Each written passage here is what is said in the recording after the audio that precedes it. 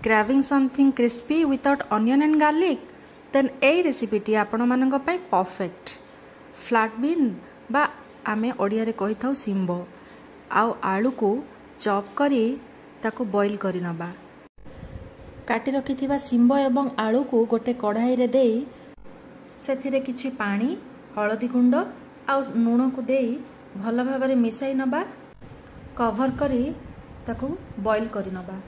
Medium ଫ୍ଲେମ୍ରେ ରଖି ତାକୁ କିଛି ସମୟ ପାଇଁ ବଏଲ୍ କରି ନେବା।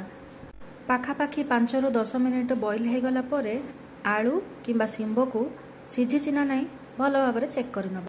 ବଏଲ୍ ହୋଇଗଲା ପରେ ସେସବୁକୁ ପାଣିରୁ ବାହାର କରି ନେଇ କିଛି ସମୟ ଥଣ୍ଡା ହେବା ପାଇଁ ରଖିନେବା।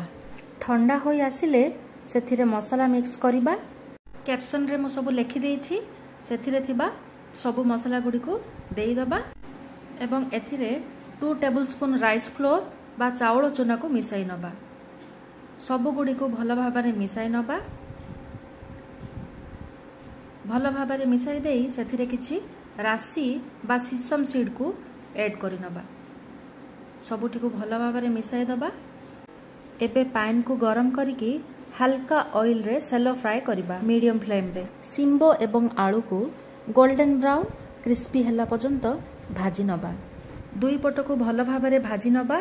ସିମ୍ପଲ୍ ଇନଗ୍ରିଡିଏଣ୍ଟସ୍, ବିନା ଅନିଅନ୍ ବିନା ଗାର୍ଲିକ୍ରେ ବହୁତ ହି ଟେଷ୍ଟି, କ୍ରିସ୍ପି ଆଉ ହେଲ୍ଦି ଶିମ୍ବ ଆଉ ଆଳୁର ଫ୍ରାଏ ଘରେ ହିଁ ଆମେ ଅତି ସହଜରେ ବନାଇ ପାରିବା, ଯାହାକି ଆପଣ ରାଇସ୍ ସହ କିମ୍ବା ଇଭିନିଂ ସ୍ନାକ୍ସ ହିସାବରେ ଖାଇପାରିବେ। ଆପଣ ଟ୍ରାଏ କରନ୍ତୁ ଆଉ କମେଣ୍ଟରେ କୁହନ୍ତୁ କେମିତି ଲାଗିଲା।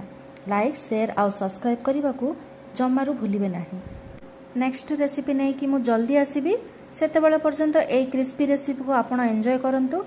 Thank you for watching.